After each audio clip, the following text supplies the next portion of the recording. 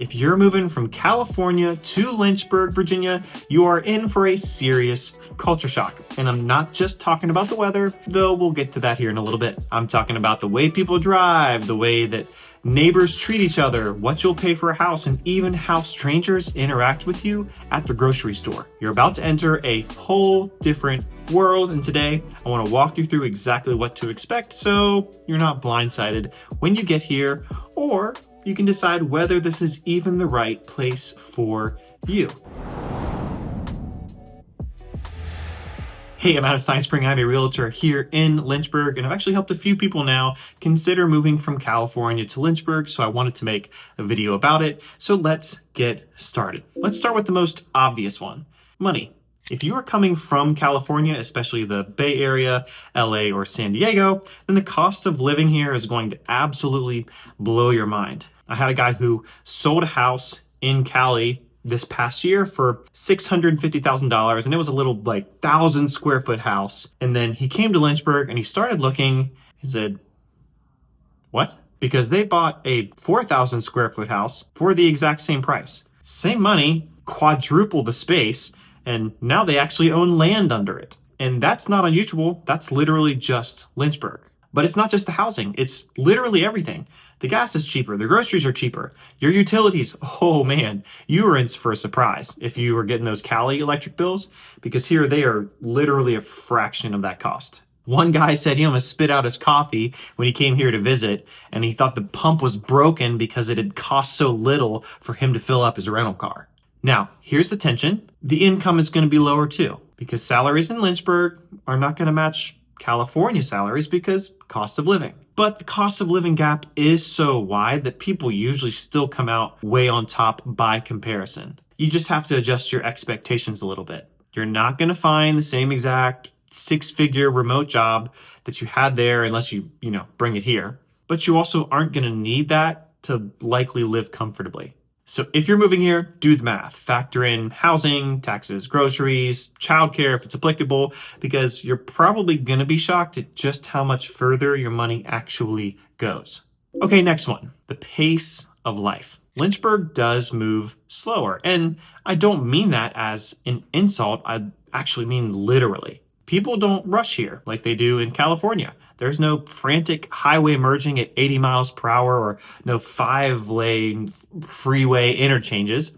There's no sitting in traffic for 90 minutes to go 10 miles. Your commute here, 15 minutes, maybe 30 if you decide you want to be out in the county. And here's another crazy thing. People wave at you when you're just driving. Not because they know you, but just because it's something they do. I know it sounds small, but it's one of the things that California people often mention. They're like, why is everybody waving? They're just being friendly. They got no agenda, so get used to it. But here's the flip side. It also moves slower in other ways. So customer service might feel a little less polished or efficient.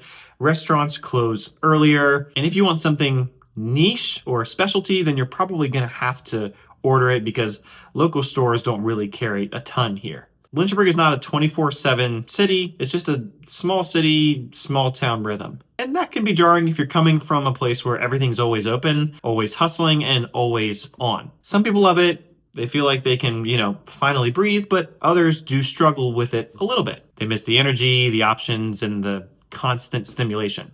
So ask yourself, do you want a slower pace, or are you going to feel restless? Because if you're moving to Lynchburg expecting California vibes with Virginia prices, well, you're going to be disappointed. But if you're moving here because you want to slow down, then I think you're going to love it. All right, let's talk about weather, because this is a big one. California weather is, it's perfect. Let's just be honest. You've got sunshine, mild temperatures, low humidity, and it's essentially the same all year round, again, depending on where you are.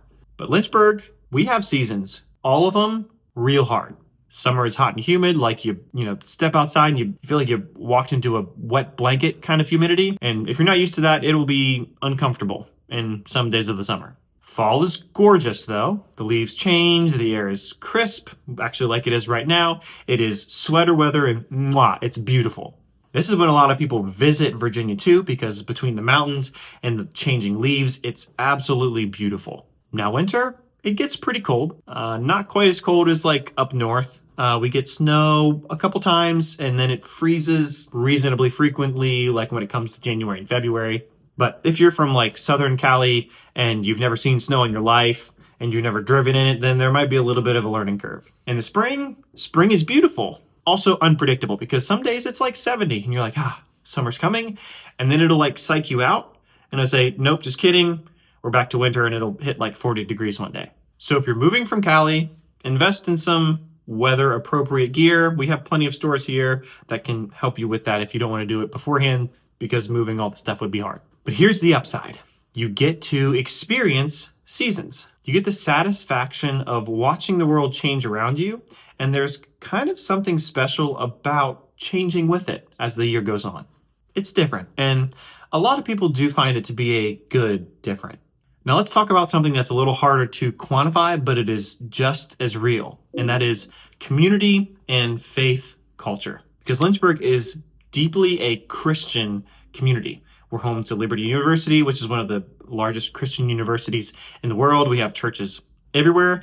And faith isn't just something people do on Sundays, maybe for some people, but it's mostly deeply woven into the fabric of how we do everyday life. People pray before meals at restaurants. They talk openly about church and their faith, and they organize community events around those same values. If you're a Christian, for most people, this feels like coming home. You'll find community quickly. You'll find people who share your worldview. But if you're not religious or you practice a different faith, then it might feel overwhelming. It might feel like you're on the outside of something that everyone else is on the inside of. Now, I'm not going to sugarcoat it. Lynchburg is in the Bible Belt. That's part of its identity. But here's what I will say.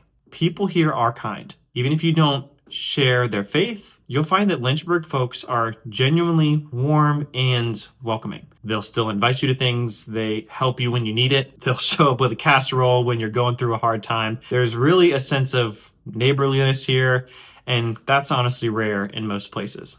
In California, especially in bigger cities, people tend to keep to themselves. You could live next to somebody for many years and never even really know them.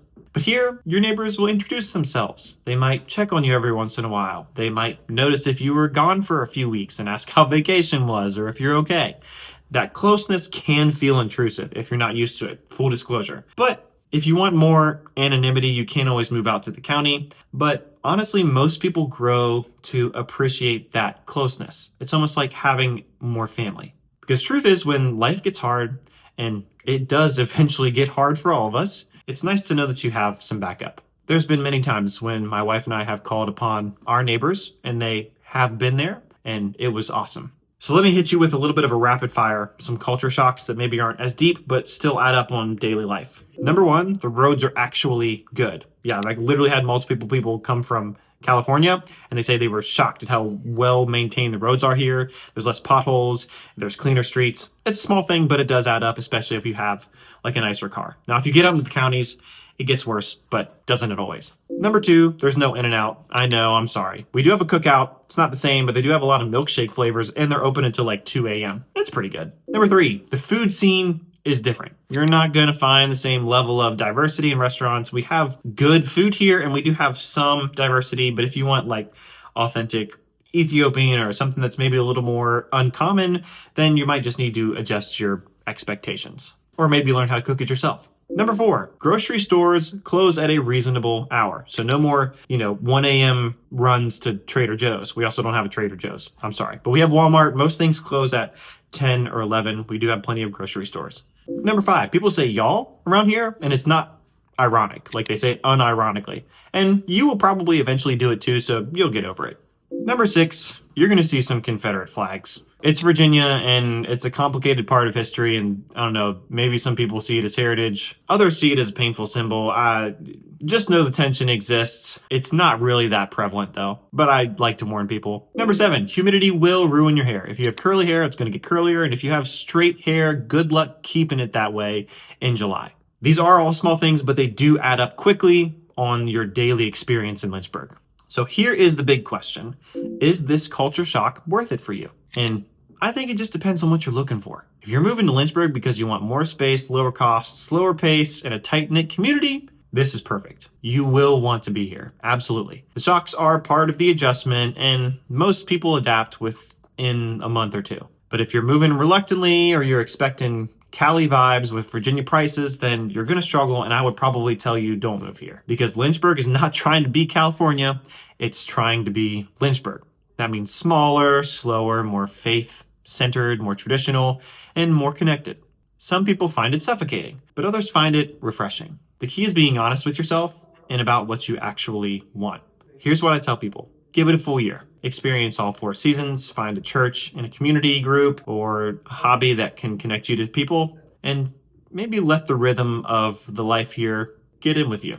Because culture shock is never permanent. It's just a gap between expectations and reality. And once you close that gap, once you stop comparing everything from where you were to where you are, you can actually appreciate the now. And that's when Lynchburg starts to feel like home. So if you're making the move, welcome. I would love to connect with you. And if you got questions about what to expect, maybe drop them in the comments. I'd love to help as much as I can. And I think that's all for today. So hopefully I'll see you at the closing table, and welcome to Lynchburg.